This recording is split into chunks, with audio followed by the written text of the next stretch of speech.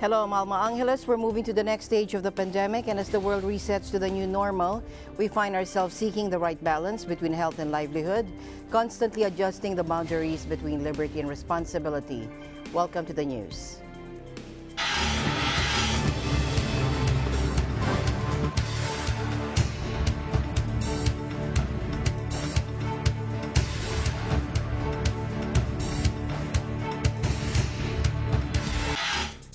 About 250,000 people in Manila will go back into lockdown, according to an official on Monday, as the number of new coronavirus infections in the Philippines surges. Residents in Navotas, one of 16 cities that make up the sprawling capital of 12 million people, will have to stay home for a fortnight, just 6 weeks after emerging from one of the world's longest lockdowns. Navotas has 931 confirmed cases and 59 deaths, according to local government figures. But the number of new infections has spiked in the past 2 weeks. Mayor Toby Tiangco said, quote, "We have no choice but to do it because people are so stubborn," referring to people flouting social distancing rules. The order is expected to take effect on Wednesday or Thursday, according to Tiangco, adding the full set of guidelines was still being finalized. Residents will be allowed to go to work, but outdoor exercise will be banned. Shops and businesses can remain open, but restaurants will only be allowed to do takeaways. Tiangco said he has asked the capital's police chief to deploy troops to enforce the orders and arrest violators.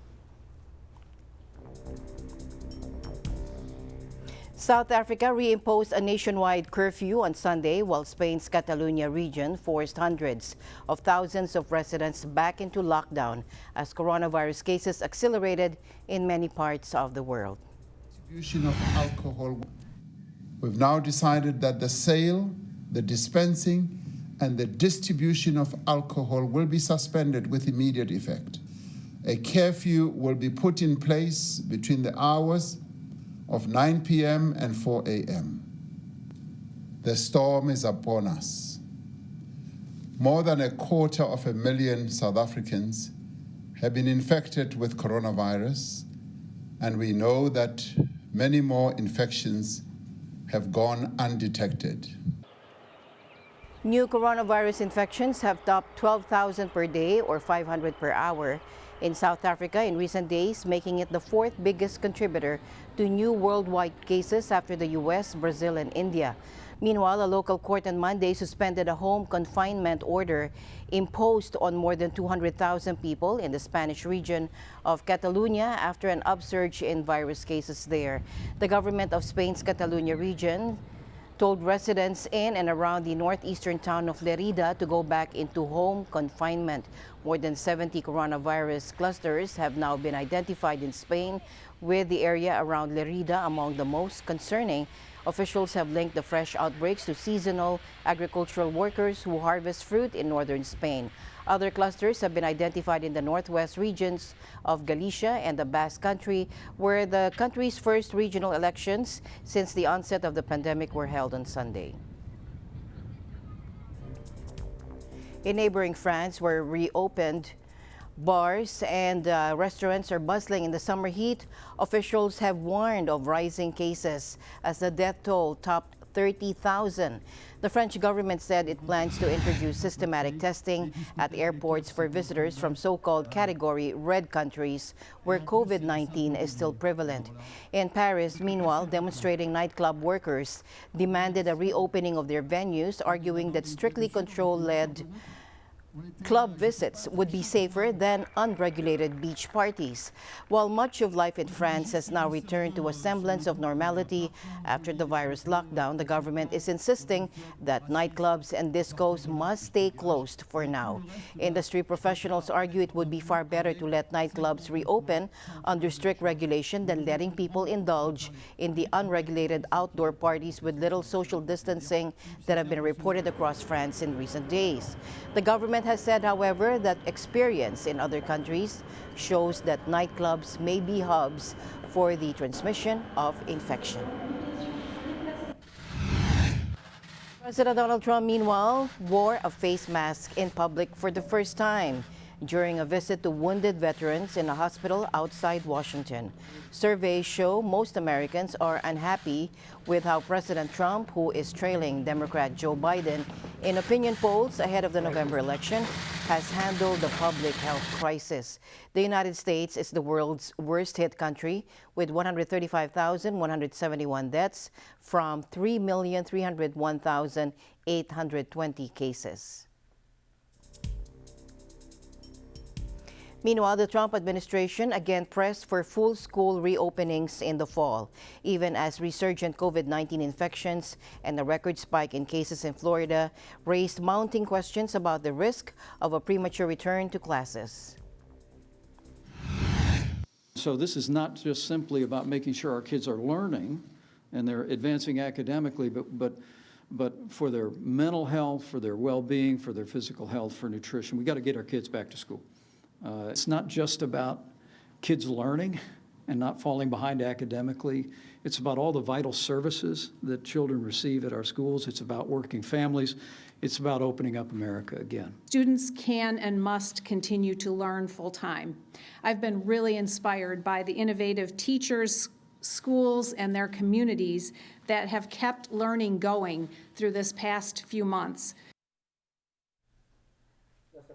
Yet another administration spokesman cautioned that some areas might need to return to lockdowns. Admiral Brett Giroir, the Assistant Secretary of Health, said that with COVID-19 deaths continuing to rise, everything should be on the table. The pressure to reopen schools has come from the top, with President Trump threatening to withhold federal funding from schools that refuse to reopen, a stance that Devas reconfirmed. Trump has criticized guidelines from the Federal Centers for Disease Control for the safe reopening of schools, saying they were too rigid and too expensive. But many school systems say the safety of millions of students, teachers, and staff can be ensured only with some combination of remote and in-person schooling, or in some cases, remote-only teaching, and that a fully in-person approach to be safe would impose extreme costs. And Sri Lanka ordered government schools across the nation to shut on Monday, just a week after they're reopened, following a surge in new coronavirus cases. The country has reported just 2,617 cases with 11 deaths, but Army Chief Shavendra Silva said nearly half the 1,100 residents and staff at a drug rehab facility near the capital had tested positive in the past week, and some visitors may have also been infected. At least 16 cases had emerged in villages elsewhere across the nation, according to officials, most in the central northern region. Now, Florida has registered more than 15,000 new cases of coronavirus in a day, easily breaking a record for a U.S. state previously held by California. According to official numbers published on Sunday, Florida Governor Ron DeSantis said the state will send 100 health workers to Jackson Memorial Hospital in Miami to help the facility as it battles the coronavirus pandemic. For the state, we are going to be diverting some of our contract personnel to Jackson. So we're sending, starting tomorrow, 100 contract personnel, medical personnel, mostly nurses, to be able to augment their operations. And I think that that'll be something that'll be very useful for them, you know, as they continue to deal with not only just COVID patients, but also non-COVID patients. The total of 15,299 cases in the hard-hit southeastern state was up sharply 47% above the previous day's total, according to the Florida State Health Department. The state also recorded a one-day toll of 45 deaths attributed to COVID-19 over 5 days. Florida has tallied 55,842 new cases. The previous one-day record for new cases had been held by California, with 11,694 cases registered on Wednesday, and before that by New York, with 11,571 cases reported on April 14. Florida's Republican Governor Ron DeSantis moved quickly to begin unwinding the state's lockdown starting May 4 before most other states. In an unusually direct criticism, top U.S. health official Dr. Fauci said Thursday that Florida had moved out of its lockdown before public health indicators justified such a move. But Governor DeSantis contested that, saying His decision was based on the best data at the time. In late June, in a partial reversal, Governor DeSantis ordered bars to be reclosed in an effort to curb the spread of the disease, but infection numbers continued to rise. But the Florida governor has refused to require mask wearing in public, a step some other southern governors have now taken, saying that that was a matter for local officials to decide.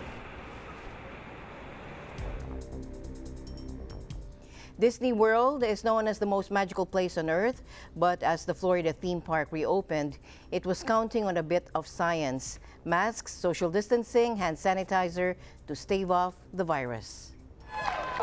In Orlando, Disney World reopened 2 of its 4 parks, Magic Kingdom and Animal Kingdom, after 4 months of closure. Epcot and Disney Hollywood Studios will open on Wednesday. Saturday's visitors had reserved their tickets in advance, allowing Disney to control the number of people in the park and accommodate for social distancing. Tickets are already sold out through July. The park was carrying out temperature checks at the entrance, and hand sanitizer was widely available. Disney said it was enforcing social distancing of 6 feet at attractions and inside shops. Gone are the park's famous parades, which allow mingling with Disney characters. Also absent are the evening fireworks shows. On social media, many criticized the park's reopening as Florida experiences an accelerated number of cases. The state of New Florida is one of the hardest hit by a new wave of cases and deaths in the U.S., already the most affected in the country in the world in terms of infections and fatalities. Mexico on Sunday became the country with the 4th highest death toll from COVID-19, ahead of Italy, according to Mexican health officials and AFP's global tallies. There are 299,750 confirmed cases of infection and 35,006 deaths in Mexico, according to health officials on the presidency's Twitter account. Italy currently has 34,954 fatalities from the coronavirus.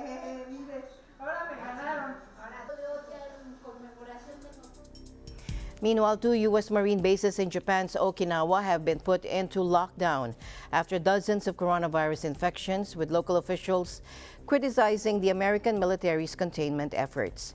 Additional restrictions are also in place at the 7 other Marine bases in the region after the spike in cases. According to a spokesman, there are tens of thousands of U.S. servicemen stationed on the southern Japanese island, which has recorded roughly 150 civilian COVID-19 infections.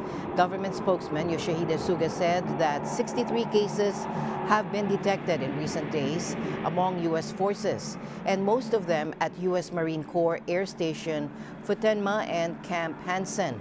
The Okinawa prefectural government said later in the day they confirmed 32 more cases at Futenma, bringing the total to 95. In response to the outbreak, enhanced Okinawa-wide protective measures were announced for all 9 Marine Corps bases in the region, according to spokesman Major Ken Kunze. Those measures include closing non-essential facilities on base, banning off-base activities, and encouraging telework. There are approximately 20,000 U.S. Marines in Okinawa, along with thousands more troops from other U.S. military services. Their presence on the island is a long-standing sore spot, with many in the region arguing they bear a disproportionate share of the burden of hosting American forces. A British pilot who spent more than 2 months on life support in Vietnam after contracting the COVID-19 disease went home on Sunday, astounding doctors who gave him just 10% chance of survival. Ralph Randolph, Empire reports. Vietnam's most critically ill COVID-19 patient, a British pilot who later developed other severe health complications, was declared free of COVID-19 on Monday. All the doctors said he's fit for discharge and no longer needs to stay in quarantine. He is still being kept at Choe Ray Hospital in Ho Chi Minh City for physical therapy. Stephen Cameron is set to return to his country by a special repatriation flight on Sunday, the health ministry said. by the generosity of the Vietnamese people, the dedication and professionalism of the doctors and nurses, both here at the Chow Ray and at the Tropical Disease Hospital. The odds say that I shouldn't be here, so I can only thank everybody here for doing what they've done. And I go home with a happy heart because I'm going home. But with a sad. Vietnam will allocate 3 doctors to accompany a British pilot on his flight back to the UK on Sunday. Doctors will carry 6 oxygen tanks and specialized medical equipment to ensure they could respond immediately to any health issues the patient may develop during the journey, expected to last 15 hours. Now, in other news, over 200 Vietnamese workers in Africa seeking for repatriation amid COVID-19. The workers, including many infected with COVID-19, are working at Senje Hydropower Plant. They have come to the Republic of Guinea under the contract signed by the UK's Douglas Alliance and Vietnam's CM Vietnam and LILA-MA10. Earlier, a representative from CM Vietnam said that 15 had tested positive for COVID-19 for the first time. The result will be checked again to ensure accuracy. According to the Vietnamese embassy in Angola and the Republic of Guinea, the embassy was informed of the case by CM Vietnam and LILA-MA10. The firms have cooperated with general contractors and local health agencies to conduct the COVID-19 prevention measures, including test and quarantine, so that the Vietnamese workers can return home as soon as possible. CM Vietnam and LILA-MA10 are required to keep a close eye on the workers in order to provide support and report to their family. Under the instruction of Prime Minister Nguyen Xuan Phuc, the Vietnamese Ministry of Foreign Affairs have been actively working with local agencies abroad and airlines to conduct flights to bring Vietnamese people in COVID-19 affected areas to home. To date, 51 flights of this kind have been provided, repatriating more than 12,000 people who have been all quarantined as regulated. This is Ralph Wandop Empire bringing you the latest updates here in Vietnam. We live in interesting times. While many aspects of life have been brought to a stop or to a halt by the pandemic, the need for blood donations in hospital isn't one of them. So that's why, in cooperation with the Australian Red Cross, the Iglesia Ni Cristo held a blood donation drive in the Gold Coast. Reporting from Australia, here's Diego Madronio. 106 blood donors for the 106th founding anniversary of the Iglesia Ni Cristo, or Church of Christ. Indeed, a historical event here in Gold Coast, Australia, participated in by its church members in this part of the world. In cooperation with Australian Red Cross, members of the Iglesia Ni Cristo participated in a blood donation activity to help the community.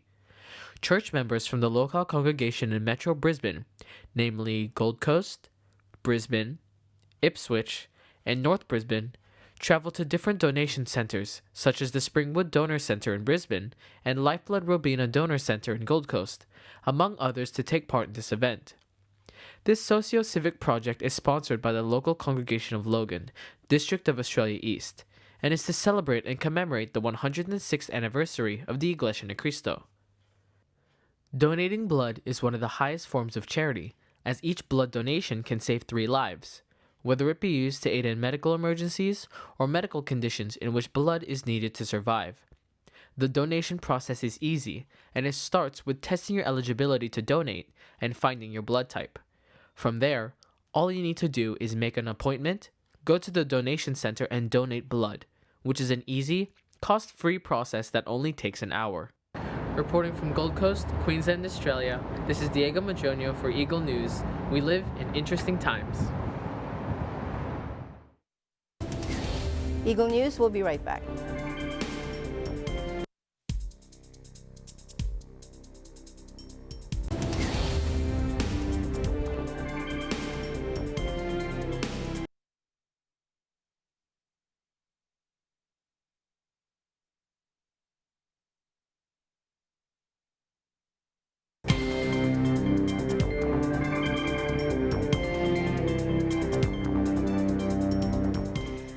House Speaker Alan Peter Cayetano has blamed the owners of media giant ABS-CBN for the network's inevitable shutdown. Take a look. In a Facebook post on Monday, Cayetano said the ABS-CBN owners, whom he described as oligarchs, have deprived the country of billions worth of much-needed funds by skirting and bending the law. It wasn't the government who shut ABS-CBN down. Rather, it was their owners playing fast and loose with our laws in the past decades that made the shutdown inevitable, according to Cayetano. He particularly cited ABS-CBN's tax avoidance scheme as he compared the amount of taxes paid by the embattled network and its rival GMA7.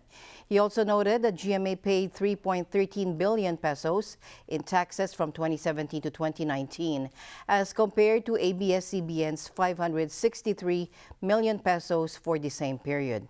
Their methods for avoiding taxes in the billions of pesos may appear legal, but how can you argue that putting that much money in the pockets of one family instead of having it benefit the millions of Filipinos who desperately need it is in any way right or moral, according to Cayetano?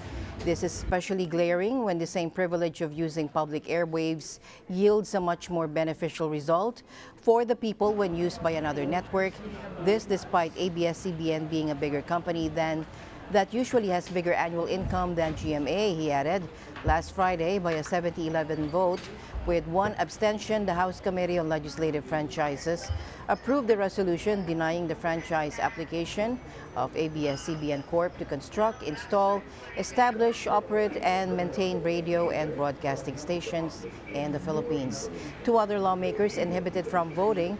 The previous House hearings have exhaustively discussed the network's franchise issues, including the citizenship of ABS-CBN Chair Emeritus Gabby Lopez, the possible violation of the constitutional limits on foreign ownership, reported labor and tax violations, and other violations of the terms of its legislative franchise.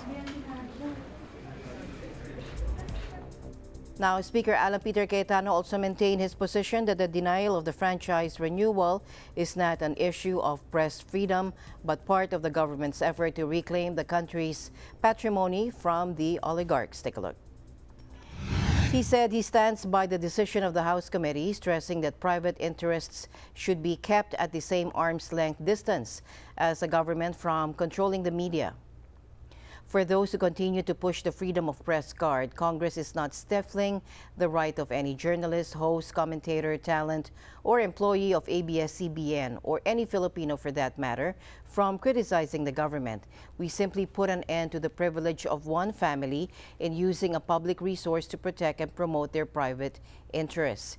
Ultimately, he said people will come to understand that this was never an issue about press freedom, that despite the best efforts of the owners to use it as a shield for their abusive corporate practices, Filipinos will see that this is, first and foremost, simply a part of this season's uprooting of the weeds and reclaiming our patrimony from the oligarchs. A Malaysian news portal's chief editor appeared in court on Monday for alleged contempt over readers' comments on the site. But lawyers for the site say there was no intention to publish the remarks and that they were removed quickly once police notified the portal. Take a look.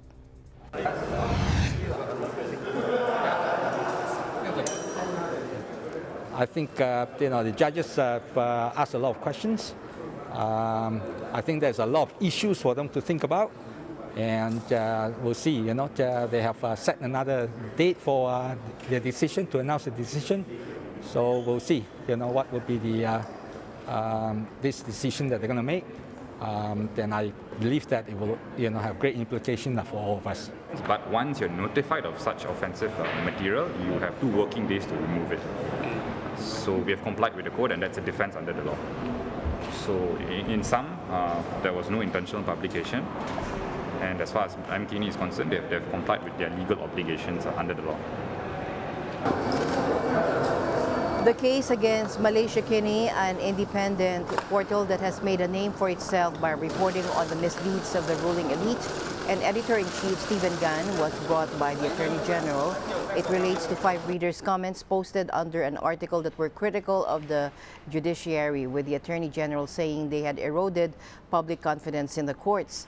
Proceedings began on Monday at the country's top court, with prosecutors arguing that Malaysia Kenny had facilitated publication of the remarks.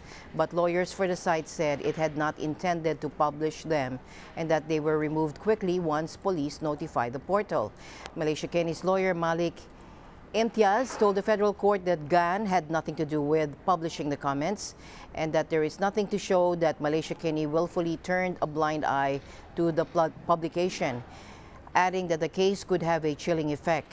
The court said it would hand down a ruling at a later date. GAN, who co-founded Malaysia Kenny in 1999, could be jailed if judges rule against the site.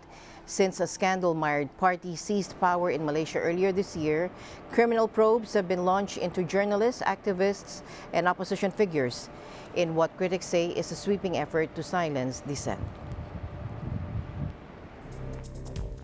In other news, the gunman behind New Zealand's Christchurch mosque shootings sacked his lawyers on Monday and opted to represent himself, raising fears he would use a sentencing hearing next month to promote his white supremacist views. Australian national Brenton Tarrant will be sentenced on August 24 on 51 murder convictions, 40 of attempted murder and 1 of terrorism arising from last year's massacre, the worst mass shooting in New Zealand's modern history.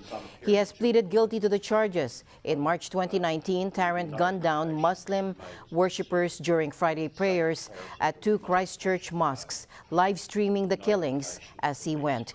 His victims included children, women, and the elderly. The former gym instructor unexpectedly reversed his not guilty plea in March this year, removing the need for a lengthy trial. The terror and murder charges all carry life sentences, setting a minimum non-parole period of 17 years while also giving the judge power to imprison without the possibility of release. New Zealand does not have the death penalty.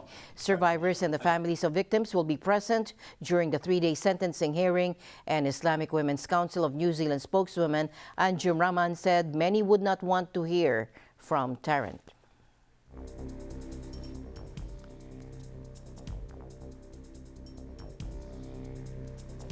Okay, let's get the latest situation in Ireland. Rowana Bianca Rino reports. Irish Finance Minister Paschal Donohoe was picked as the new president of the Eurogroup, a key role as Europe sits in the depths of its deepest recession since World War II. The group brings together the Eurozone finance ministers who help guide European economic policy and where political divisions can be bitter, especially in times of crisis. Donohoe beat out the favorite Nadia Calvino of Spain, as well as Luxembourg's Pierre Gramegna for the job, winning at least 10 votes of the 19 ministers, though the final result was not made public. The job is considered one of the EU's key positions, along with the heads of the European Commission, EU Council, and the European Parliament. Donohoe begins his term on July 13 and will be an important figure in watching over a massive EU recovery plan that is still negotiation amid angry North-South divisions. Let's listen to the following announcements. For Europe. It's a great privilege to have the opportunity now to be president of the Eurogroup. I'm aware of what's involved in the job because I've seen this agenda at play now for 3 years. But I am very confident that as great as the demands are and as great as the challenges are, that this is a challenge that Europe will rise to and that Ireland will rise to. We know what's at stake here in Ireland. We know what's at stake for Europe. And I'll play my role working with all of my colleagues in the Eurogroup to make our contribution to a recovery that we will deliver. We are in the midst of a profound economic challenge. As we speak tonight, there are so many citizens here in Ireland and across Europe unsure if they'll have a job, unsure of what their income is going to be tomorrow. So many employers worried if they mightn't be around next year.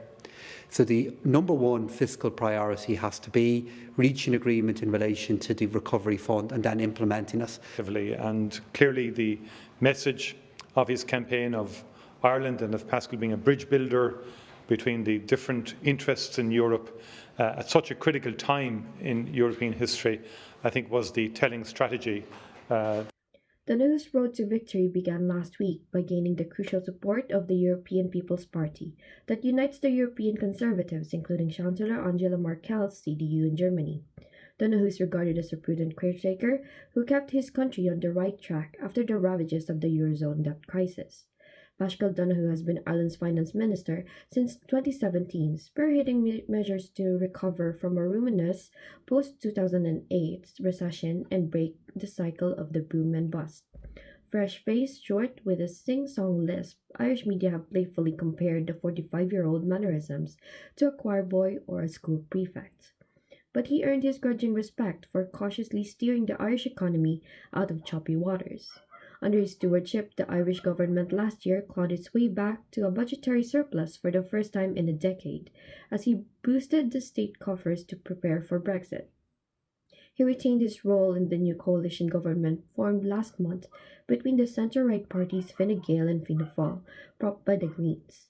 That is taken as a sign of his solid reputation, and he has trusted to whelm the economy as it navigates the twin threats of coronavirus and Brexit. The Eurozone economy is set to contract by a record 8.7% this year, with mass unemployment and other dire consequences still a possibility. The choice came as a surprise and has attributed to a campaign by ministers from small countries who were wary of giving the highly strategic post to a European heavyweight such as Spain. Ireland has angered its partners over the years for its firm opposition to a digital tax and spirited defense of its low business tax that has attracted US big tech companies to its shores. Donohoe will also be in charge of reviving stalled reforms of the single currency that is widely seen as needing fixing. So on a bit of background on Pascal Donohoe that attracted his supporters, Donohoe was born in the Irish capital in 1974 and attended Trinity College Dublin on a scholarship, graduating with a degree in politics and economics in 1996. He left Ireland for Britain to work for multinational Procter & Gamble on the fast-track graduate training program. He rose through the ranks in 6 years to become UK Director of Sales and Marketing, returning to Ireland in 2003 to work for drinks giant Diageo, which owns Guinness. From there, he entered local politics on Dublin City Council. He was elected to the Irish Parliament in 2011 for Fine Gael as voters turned their back on the Fianna Fáil government of Brian Cowan as punishment of the post-2008 recession and austerity. From 2013 to 2016, he served variously as Transport, Tourism and Sport Minister, Public Expenditure Minister, and European Affairs Minister. When Leo Varadkar became Taoiseach or Prime Minister in 2017, Donohoe was appointed Finance Minister, presiding from an office he decorated with Star Wars figurines. He emphasized deficit reduction and pledged to work to redefine, re-energize, and renew the political center ground to create a republic of opportunity. His first budget in 2018 was described by the Irish Times as more porridge, less pyrotechnics. The same could be said of his second and third uncontroversial budgets. Overshadowed by the threat of the hard Brexit fallout, Donohoe has sought to rebuild fiscal buffers and avoid lavish spending which defined the heavy boom of the Celtic Tiger period that precipitated the post-2008 crash. I'm Juana Bianca Arino, correspondent of the Republic of Ireland, and we live in interesting times.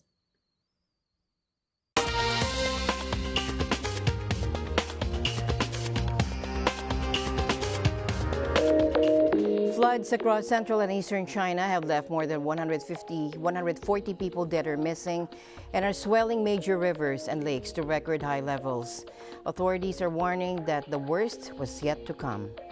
Now, the coronavirus ground zero of Wuhan, through which the Yangtze River winds, is on an expanding list of population centers, watching warily as the powerful river's levels in the city of 11 million have hit their third highest in history and are projected to rise further through the week, according to state-controlled media.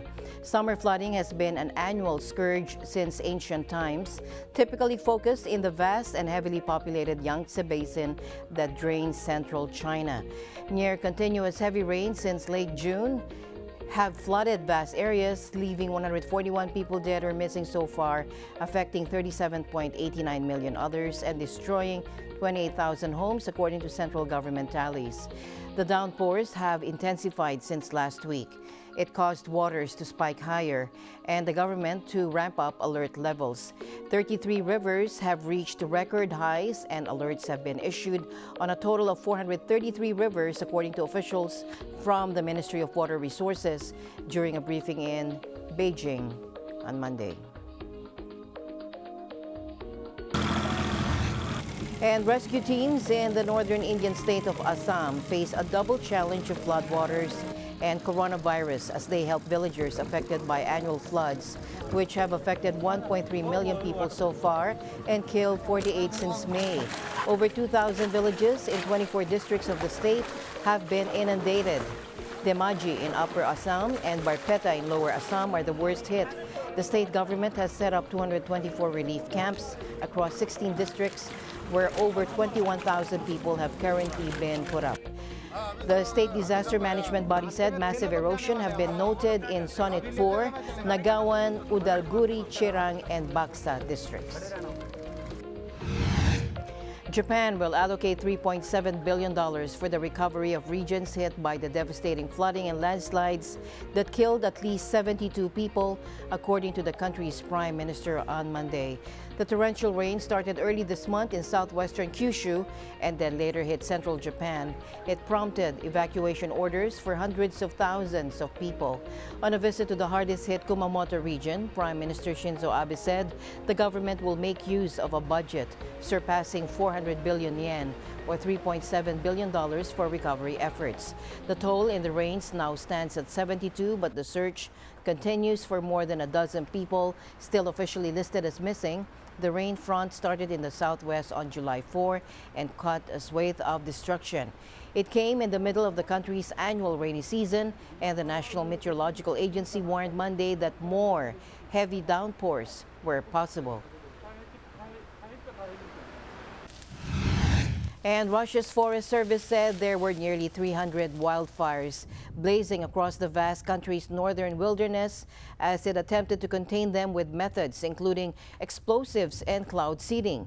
Freakishly warm weather across large swathes of Siberia since January, combined with low soil moisture, have contributed to a resurgence of wildfires that devastated the region last summer. The European Union's Climate Monitoring Network said this week.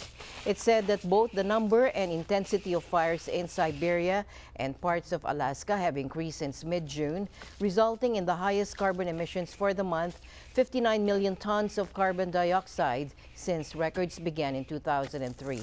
Russia's Weather Service expert Roman Vilfan said that anti-cyclones, which create abnormally clear skies with no clouds or rain, had increased in the northern hemisphere. In the Arctic, meanwhile, he said, where the sun doesn't set in the summer, this means that sunlight is heating the Earth's surface around the clock, increasing the risk of fires. Russia's weather officials and environmentalists have said climate change is a major factor behind the increase in fires, though exacerbated by an underfunded Forest Service forced to leave most blazes unattended.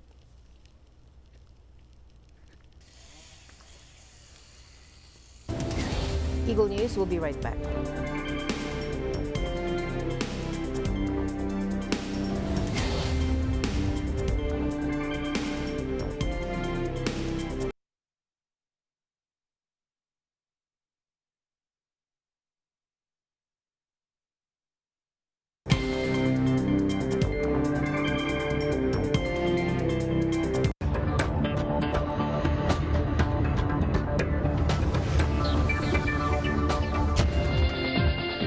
The International Monetary Fund, or IMF, again sharply lowered its Middle East and North Africa economic forecast to its lowest level in 50 years over the twin shock of the coronavirus pandemic and lower oil prices. Let's listen in. The region has been facing a crisis like no other, a twin shock that affected both the normal functioning of their economy due to the confinement measures that were introduced and that helped save lives, there will be, unfortunately, increase in unemployment. And in our region, this will come on top of already high level of unemployment, especially at the youth level. And this is an important issue that policymakers need to focus on. There is also another vulnerability, which is the level of remittances that constitute an important lifeline to different countries, Jordan, Lebanon, Egypt, and other countries have an important reliance on those resources. Therefore, it's very important at this stage to make sure that all the policies are geared toward creating job opportunities. Oil exporting countries, we expect that they will lose around $270 billion of revenues from oil compared to last year, which is a big drop. This crisis will have an impact on their fiscal account as well as also on their external account. And we expect also growth to be negative for most of the countries this year. And we have revised it downward for most of our countries.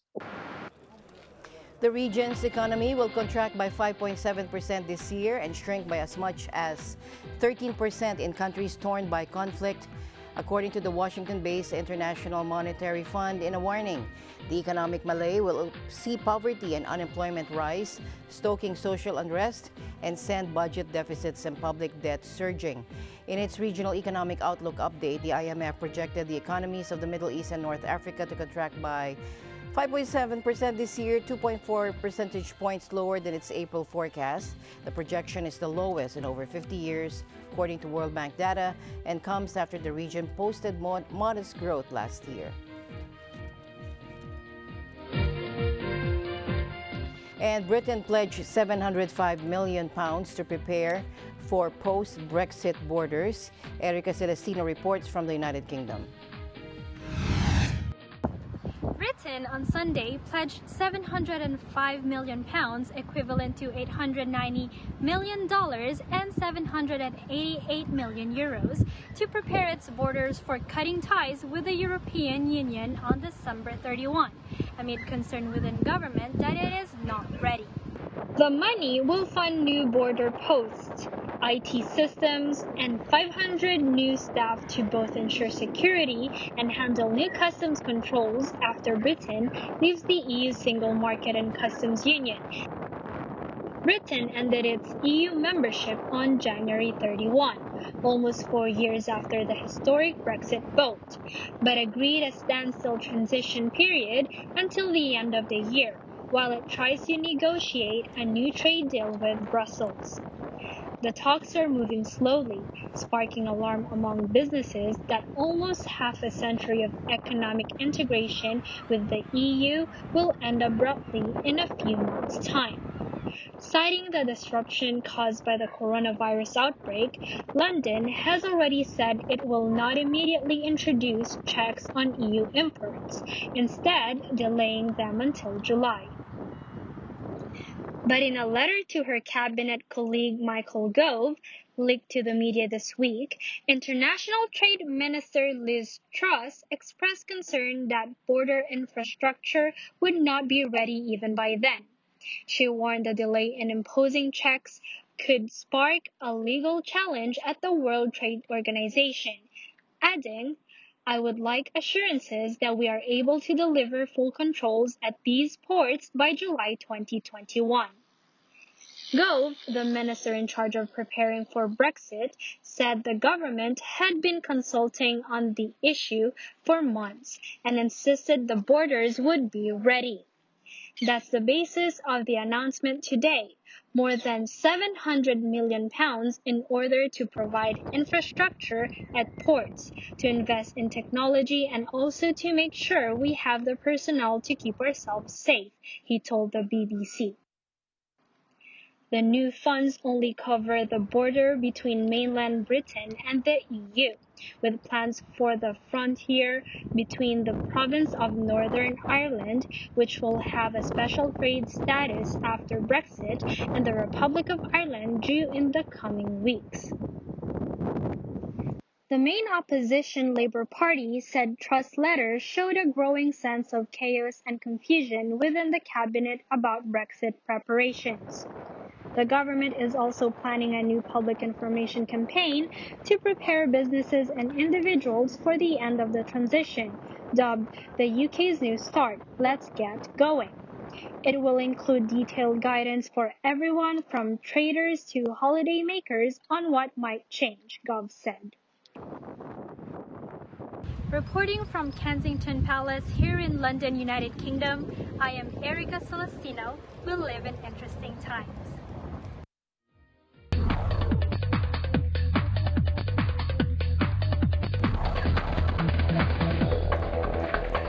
Sad news in Hollywood today. American actress Kelly Preston, who featured in hit films like Jerry Maguire and Twins, has died from breast cancer, according to her husband, John Travolta. Now, she was 57 years old.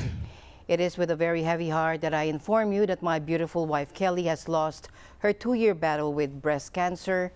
Hollywood star John Travolta said on his Instagram, he said she fought a courageous fight with the love and support of so many. A family representative told People Preston died Sunday morning, choosing to keep her fight private. She had been undergoing medical treatment for some time, supported by her closest family and friends. People quoted the representative as saying, born October 13, 1962 in Hawaii, Preston studied drama and theater at the University of Southern California. She shot to fame for her role in the 1988 hit comedy Twins, also starring Arnold Schwarzenegger and Danny DeVito, and appeared in dozens of films and TV shows over a decades-long career. Elvis Presley's only grandson died on Sunday, according to his mother, Lisa Marie Presley's manager. With local media reporting the death as an apparent suicide, Benjamin Keough, 27, was found in Calabasas near Los Angeles from a self-inflicted gunshot wound, according to police sources. And they told this to TMZ. Manager Roger Widmowski gave no details about the death, saying that Lisa Marie Presley, Elvis's only child from his marriage to actor Priscilla Presley, was heartbroken, inconsolable, and beyond devastated. She adored that boy. He was the love of her life, adding she was trying to stay strong for her daughters. Keough seldom appeared in public, but the few photos of him showed his strong resemblance to his grandfather. Lisa Marie Presley, who has 3 other children, had described Keough's resemblance to Elvis as just uncanny. Rock and roll legend Elvis Presley died in 1977, age 42.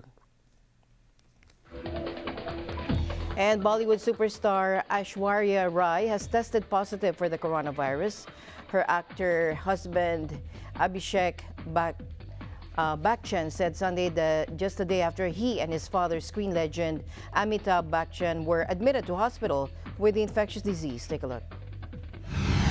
Amitabh Bachchan को cinema में उनके उत्कृष्ट और अमूल्य योगदान के लिए किया है और उनको प्रेरित भी किया है।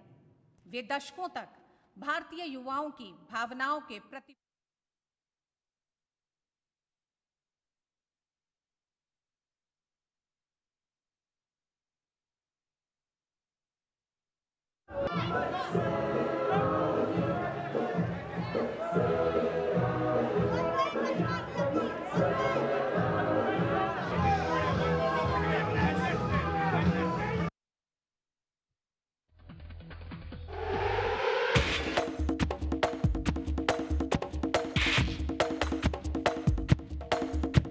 And finally, in our news, players of the Philadelphia 76ers, Portland Trail Blazers, and Los Angeles Clippers train in the bubble that will host the restart of the NBA season at the Walt Disney World in Orlando, Florida. Take a look.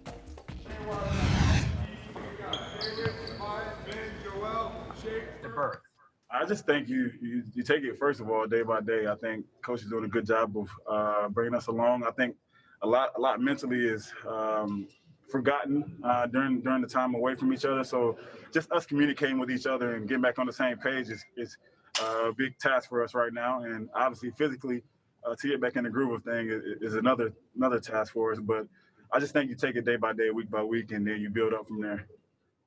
But we are already here, as mentally as physically, we're all ready. And then we know the challenge. It's going to be different. It's going to be tough. We all know that, but we're working for that. And then I feel like I'm also ready to go. We're just waiting for the game days. You know, we've only been here for a couple of days, and yesterday was our first full day of being out of quarantine, and that was nice.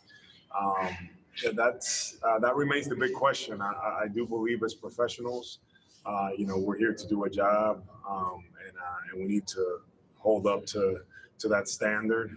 My hope. Yesterday, I've asked the guys to really self-monitor themselves, especially the veteran guys, and ease into things here a little bit. I've tried to get to kind of the majority of the action early in practice to avoid, you know, fatigue and get to the main part I think they need to play.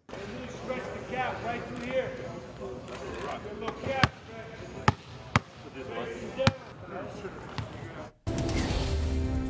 And before we close, we leave you with a word of hope. At the end of the day, there remains so much more to be grateful for. See you again tomorrow evening. Good night. I'm Alma Angeles. We live in interesting times.